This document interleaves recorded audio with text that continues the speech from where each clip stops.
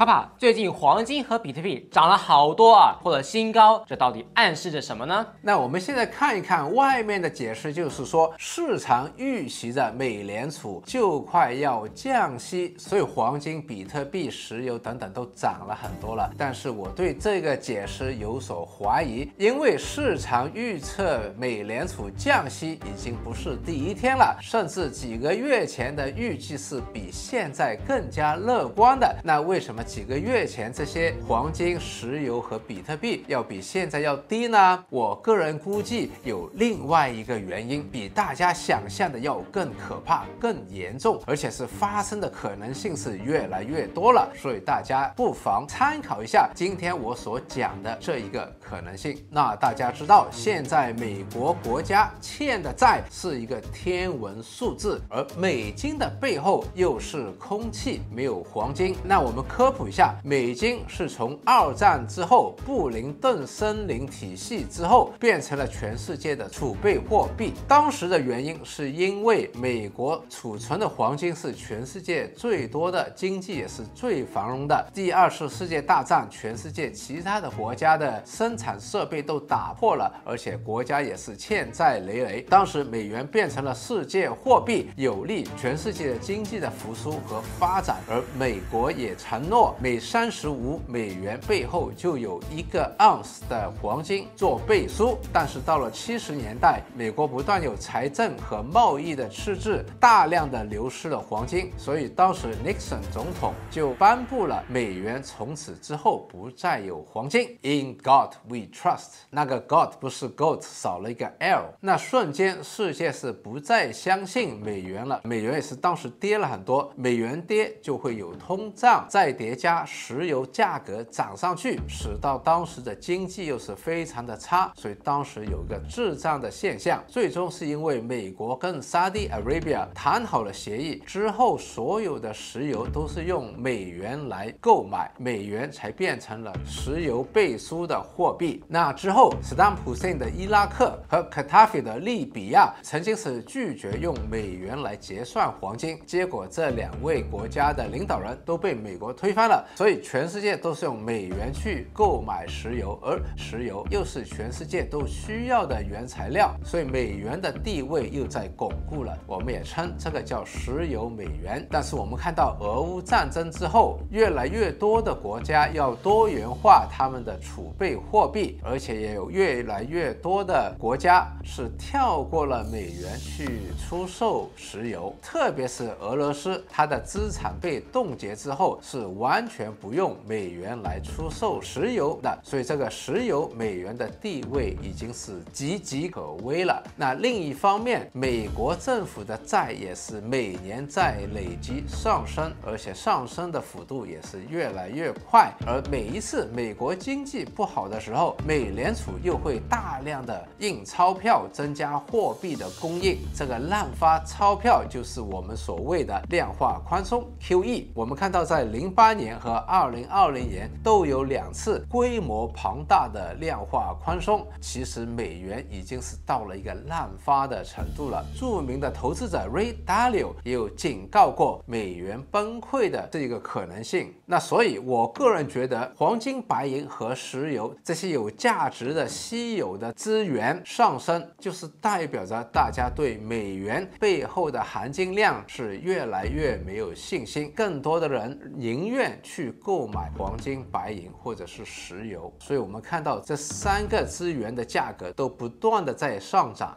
那你说到美元的地位岌岌可危，但是最近美元的指数没有跌啊，这是为什么呢？那我们要知道，美元指数其实是美元相对其他的货币它的汇率，最大的是欧罗，但是我们也要知道，世界上所有其他的货币其实背后都是美元。那如果美元真的崩溃的话，其他的货币也会崩溃，所以烂的货币和其他的在烂的货币上面的货币也是烂的货币，大家一起烂，所以我们没有看到美元指数有所下跌啊。那因为比特币背后没有跟美元挂钩，所以它不是那个烂的货币，所以大家都去投比特币了，是不是这样呢？那的确这是其中一个市面上传的原因。所以我们看到比特币和其他的虚拟货币都涨了很多，而且其中比特币也是创了历史的新高。但是相对比特币，它有它的粉丝。那针对比特币，我个人是没有兴趣去研究它，所以在这里也不发表我的意见了。我个人是不会投的。那这里七爸爸也跟大家演示了，其实作为一个投资者，要去投资一些自己认识的东西。如果你盲目的投资一些你不认识的东西，只是贪图它有一个很高的回报，那这样背后是有很大的风险。那大家如果对于某个领域的资产有兴趣的话，那你也得先学习，扩大自己的认知。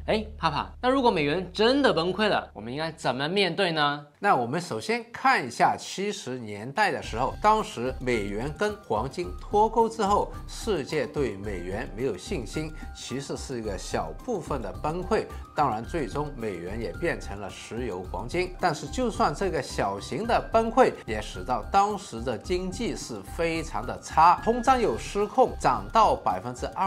左右。我们手上的现金，它的购买力是大量的减少，而这个时候利息又涨到了双位数，所以也对房地产和其他的资产带来很大的冲击。如果美元真的崩溃，而且这一次美国已经不是一家独大的经济体了，跟它竞争的还有其他的，包括中国在内的经济体系。一旦美元崩溃，可能它的力度要比70年代更加的厉害。那我个人觉得，首先利息肯定会涨上去，因为市场为了要吸引大家持有美元或者其他的纸币的话，必须要把利息涨上去，而利息的涨上去肯定会影响经济的发展，我们可能会有一个大的经济衰退，甚至是大萧条。那这个对房价也会有很大的冲击，股票市场和债券市场都会有非常大的冲击。那如果真的这么惨的话，我们应该怎么投资呢？首先，我们还是要明白一点，美元崩溃现在的可能性虽然是越来越大，但是短期内崩溃的机会相对还是少的，所以我不建议马上把所有的资金抽出来去买黄金、白银，或者是像石油这种珍贵的资源。但是我们也要为这一个可能性做好准备，就像我们去骑摩托车要戴头盔，不是代表我们每一次骑摩托车都会出意外，但是也要为了那个小小的意外做好最大的保护。那我个人觉得有以下几个策略以供大家的参考。首先，我们要认识到未来可以发生的可能性是很多，不明朗的因素是越来越大，所以面对这个不明朗的因素的话，我们要做分散投资，把我们的资产要分散到不同的种类里面。这样的话，如果有一个资产的价格暴跌，我们还有其他的资产可以去依赖。这些资产最好中间相关性 correlation 也要少一点，这也能做到给我们的财富有所保障。我个人觉得大家的资产可以分一部分在价值股里面，分一部分在成长股里面。价值股买它的是一个资产的折让，只要是一个好的资产，还是有股息或者租金可以收的话，那如果货币贬值了，短期的震荡肯定是有的，但是长远来说，通胀也会在未来带来更高的租金收入，或者公司赚了更多的钱之后派发更高的股息，这个也相对来说是对冲了通胀和货币贬值的风险了。那另外一方面，成长股，特别是现在 AI 的发展到了一个临界点，可能是人类历史上最大的一个科技的突破，肯定会带来很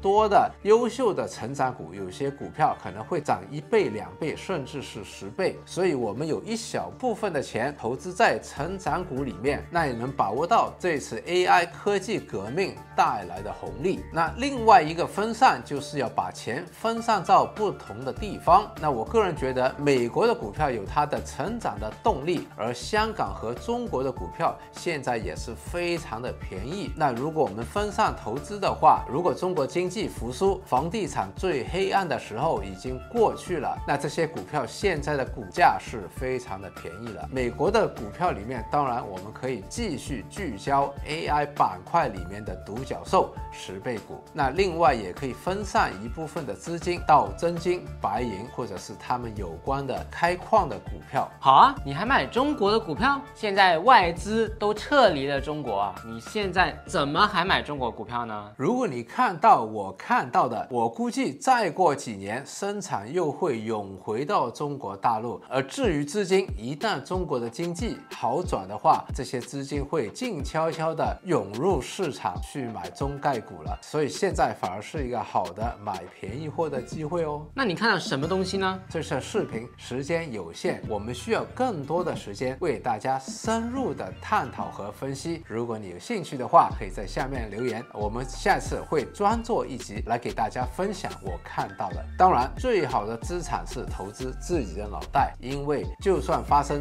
严重的金融危机，我们的钱可以输掉，我们的知识是让我们可以赚回来的本钱。所以无论是巴菲特或者李嘉诚都讲过，投资自己的脑袋是最好的投资了。那 AI 的板块，自从我们看好到现在，已经涨了很多，现在很多 AI 的公司已经是涨了1倍以上。那如果现在再去投资的话，已经是高追了，可能会有很大的风险。那到底下一个我们应该关注的行业是什么呢？那其实我们已经做好了研究，准备在 YouTube 跟大家分享。如果你对这些分析有兴趣的话，不妨点赞这个影片。那大家也记得订阅，那你就可以第一时间收到我们的视频的上传，还有直播的通知咯。那我们下次再见。